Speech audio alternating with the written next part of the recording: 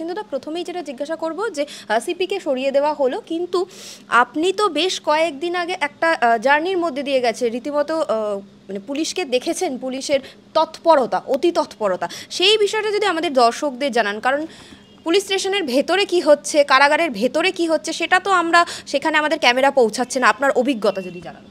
দেখুন, পুলিশ এই আমাকে ছাত্র আন্দোলনের এই যে নবান্ন চলো যে অভিযান গত 27শে আগস্ট হলো, সেখান থেকে হঠাৎ করে মানে তুলে নিয়ে গিয়ে যেভাবে নির্যাতন করলো, সেটা দেখুন, আমরা তো কোনো মানে অন্যায়কারী বা ধর্ষণকারী বা খুন মার্ডার করেছি সেরকম না, আমরা একটা অন্যায়ের প্রতিবাদ করেছি। তো আমাদের প্রতি এত অতি সক্রিয় কলকাতা পুলিশ কেন, বা এত মানে শারীরিক মানসিক অত্যাচার কেন, সেটা আমরাও জানি না।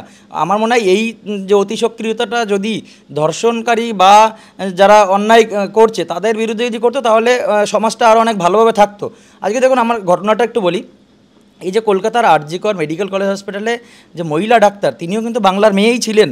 তো তাকে যেভাবে নৃশংসভাবে ধর্ষণ এবং খুন করা হলো, তার প্রতিবাদে আমরা পশ্চিমবঙ্গ ছাত্র সমাজের পক্ষ থেকে আমরা যে নবান্ন চলো অভিযানে ডাক দিয়েছিলাম, সেখানে কলেজ থেকে একটা বিরাট বড় মহামিছিল, যেখানে প্রায় 15 থেকে 20 হাজার মানুষ সেখানে মানে বিভিন্ন ছাত্রছাত্রীরা বিশেষ করে যোগদান করেছে এবং লিড করেছে। সেখানে আমিও ছিলাম নেতৃত্ব স্থানে।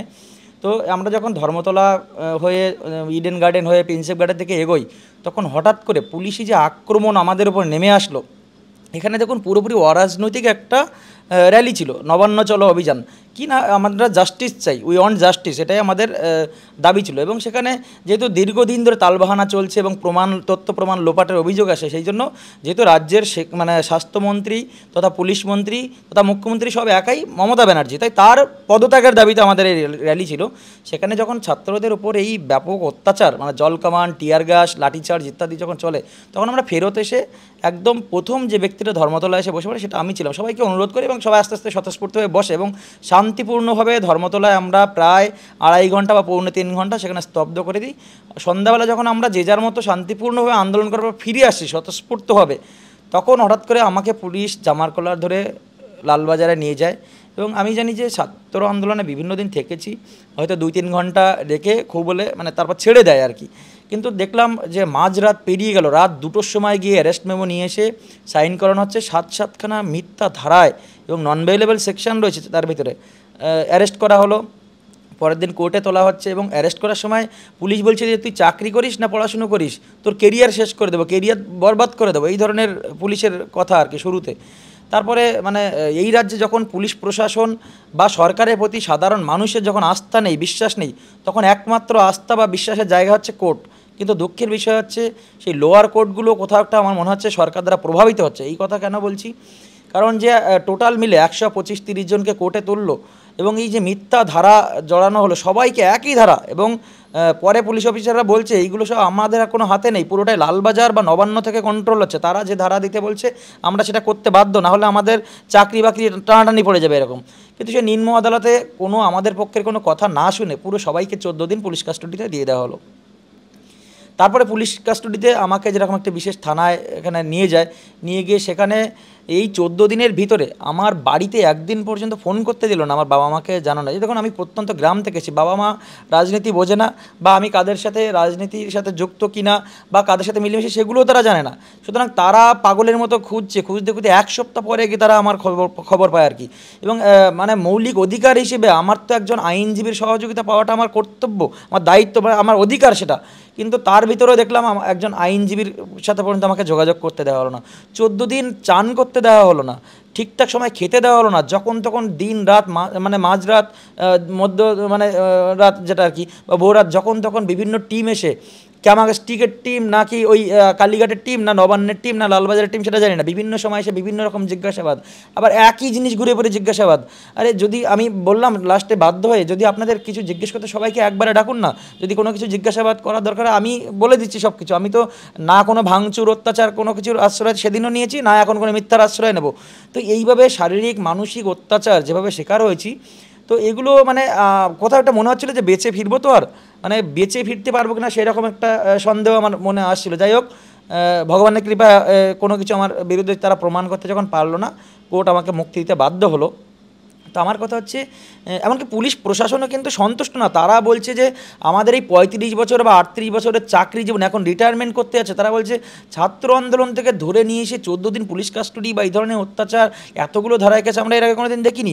তোমাদেরকে তো দেখে মনে হচ্ছে তোমরা মানে ধর্ষণকারী তোমরাই, বা তোমরাই হয়তো মনে হচ্ছে যে মার্ডার করেছো, এরকমই মানে পুলিশের একটা সেকশন। তারা কিন্তু বিরক্ত, এমনকি তাদের যে 7-8 ঘন্টার ডিউটি থাকে সেই ডিউটি কিন্তু তাদের এখন 15-16 ঘন্টায় গিয়ে পৌঁছাচ্ছে, বাড়ি যেতে পারছে না সপ্তাহে, বা কেউ হয়তো মাসে একদিন যাচ্ছে, এরকম একটা অবস্থা। সুতরাং এন্টায়ার পুলিশ প্রশাসন, ছাত্র সমাজ, পশ্চিমবঙ্গের সাধারণ মানুষজন বা বিরোধী রাজনৈতিক দল সবাই কিন্তু এই সরকার বা এই প্রশাসনের প্রতি আস্থা নেই এবং মানে অবিলম্বে তাদের পদত্যাগ চাইছে। এবং আপনি বললেন যে আপনি প্রত্যন্ত গ্রাম থেকে এসেছেন, সেখানে নিশ্চয়ই আপনার পরিবার সঙ্গে আত্মীয় স্বজনদের সঙ্গে কথা হয়, এবং আপনি যেহেতু যুবতে রয়েছেন, গ্রামের দিকে মফস্বলের দিকে এই আন্দোলন নিয়ে মানুষের উপর কতটা এফেক্ট পড়েছে সেটা কি কথা বলে বুঝতে পেরেছেন, বা ইয়াং জেনারেশনের ওপর কতটা প্রভাব ফেলেছে? কারণ আমরা বারবার শুনছি যে ওখানে লক্ষ্মীর ভাণ্ডার বেশি ইম্পর্টেন্ট, ওখানে কন্যাশ্রী বেশি ইম্পর্টেন্ট, ওখানে সাইকেলে করে মানুষ মানে যেখানে সাইকেল দেওয়া হয়েছে সবুজ সাথী সেটা বেশি ইম্পর্টেন্ট। এই আন্দোলন অতটা এফেক্ট ফেলতে পারেনি, এটা শহুরে আন্দোলন কার্যত বলা হচ্ছে। একদম ভুল কথা। গ্রামের মায়েরা বলছে লক্ষ্মীর ভাণ্ডারের টাকা তো মমতা ব্যানার্জির বাপের টাকা না, সরকারের টাকা, আমরা নেব। কিন্তু এই অন্যায়ের প্রতিবাদ আমরা শিরদাঁড়া সোজা রেখে আমরা অন্যায়ের প্রতিবাদটা করব। এবং গ্রামগঞ্জে দেখুন প্রচুর মানে অলিতে গলিতে কিন্তু এই আন্দোলন ছড়িয়ে পড়েছে, এটা গণ আন্দোলনের রূপ নিয়েছে। সেখানে কিন্তু কোনো পার্টির রং নেই, কিন্তু কোনো পার্টির পতাকা নেই, একদম জাতীয় পতাকা হাতে নিয়ে মা বোনেরা একদম সবাই রাস্তায় নামছে। এবং সবার কিন্তু এখন ওই স্লোগান একটাই যে উই ওয়ান্ট জাস্টিস, আর দফা এক দাবি এক মুখ্যমন্ত্রীর পদত্যাগ, এটাই কিন্তু একমাত্র স্লোগান হয়ে দাঁড়িয়েছে এখন। সুতরাং এইগুলো যারা বলছে ভুল কথা। শুধুমাত্র কলকাতা কেন্দ্রিক আন্দোলনটা নয়, পশ্চিমবঙ্গে অন্তত আমার জন্মের পরে আমি এই প্রথম কোনো আন্দোলন দেখলাম যেটা গণ আন্দোলন। প্রত্যেকটা গ্রামগঞ্জের মহল্লায় অলিতে গলিতে প্রত্যেকটা জায়গায় সবাই রাস্তায় নেমেছে এই আন্দোলনে। এবং সেখানে কিন্তু আবারও ডক্টরদের সঙ্গে বৈঠক করছেন, এক্ষেত্রে মুখ্যমন্ত্রী করছেন না, কিন্তু ওইখানে যে দাবিগুলো জানানো হচ্ছে তার মধ্যে একটা রয়েছে ছাত্র ভোট। আমরা কিন্তু দেখেছি আমাদের পশ্চিমবঙ্গে দীর্ঘদিন ছাত্র ভোট হয়নি। আপনি যুবতে রয়েছেন, একটা গুরুত্বপূর্ণ পদে রয়েছেন, আপনার কি মনে হয় যে ডক্টররা এই দাবিটাকে ছিনিয়ে আনতে পারবেন? কারণ এই আন্দোলনের ফলেই কিন্তু 4 জনকে অপসারিত করা হয়েছে। দেখুন, আমি সবসময় ছাত্র ভোটের পক্ষে। কেন এই জন্য বলছি, আমি দীর্ঘদিন মানে ছাত্র রাজনীতির সাথে প্রত্যক্ষভাবে যুক্ত। যেরকম প্রেসিডেন্সি বিশ্ববিদ্যালয় থেকে আমি টানা 3বার ছাত্র সংসদ নির্বাচনে জয়ী ছিলাম, এবং পরে দিল্লি বিশ্ববিদ্যালয় থেকেও ছাত্র সংসদ নির্বাচনে জয়ী, এবং দিল্লি জওহরলাল নেহরু বিশ্ববিদ্যালয় ছাত্র আন্দোলনে প্রত্যক্ষ পরোক্ষ সবভাবেই জড়িত, এবং বর্তমানে একজন যাদবপুরে বিজ্ঞান গবেষক জুনিয়র রিসার্চ ফেলো হিসেবে কাজ করছি। সুতরাং এই ছাত্র আন্দোলনের গুরুত্ব বা ছাত্র রাজনীতির গুরুত্ব সেটা কিন্তু আমি জানি। সুতরাং এই যে ছাত্র মানে রাজনীতি বা এই যে ভোট, এটা বন্ধ করে দিয়ে মুখ্যমন্ত্রী পরোক্ষে কিন্তু তার দলতন্ত্র কায়েম করতে চাইছে প্রত্যেকটা কলেজ বিশ্ববিদ্যালয়গুলোতে। আজকে যদি ইউনিয়ন থাকে, সঠিকভাবে ভোট হয়, তাহলে দেখবেন বেশিরভাগ জায়গায় কিন্তু তৃণমূলের এই দখলদারি বা মানে এই কাকু জেঠুদের দ্বারা এখন ইউনিয়ন পরিচালিত করা, এটা কিন্তু থাকবে না। এবং আরেকটা জিনিস মমতা ব্যানার্জি আরেকটা জিনিস ভয় পায়, ভোটের আগে যদি কোনো কলেজ বিশ্ববিদ্যালয় ক্যাম্পাসে ভোট করি, তাহলে সেখানে তৃণমূলের যে যারা ইউনিয়ন করে টিএমসিপি, তারা যে ভাঙচুর, অত্যাচার বা রিগিং বা মারধর করবে, সেটা যদি এখানে যে বিধানসভা বা পঞ্চায়েত বা পৌরসভার ভোটে যদি ইফেক্ট ফেলে, সেই ভয়ে কিন্তু মমতা ব্যানার্জির রয়েছে। তো আমরা দেখতে পাচ্ছি বিনা ভোটে বছরের পর বছর কাকু জেঠু বা এমনকি দাদুর বয়সী মানুষকে দিয়ে টিএমসিপি দ্বারা ছাত্র সংসদ নির্বাচন না করে সেই ছাত্র ইউনিয়ন চালানো হচ্ছে। পশ্চিমবঙ্গের প্রত্যেকটা কলেজ বিশ্ববিদ্যালয় বা এমনকি স্কুল পর্যন্ত এখন তাদের দখলদারি চলছে।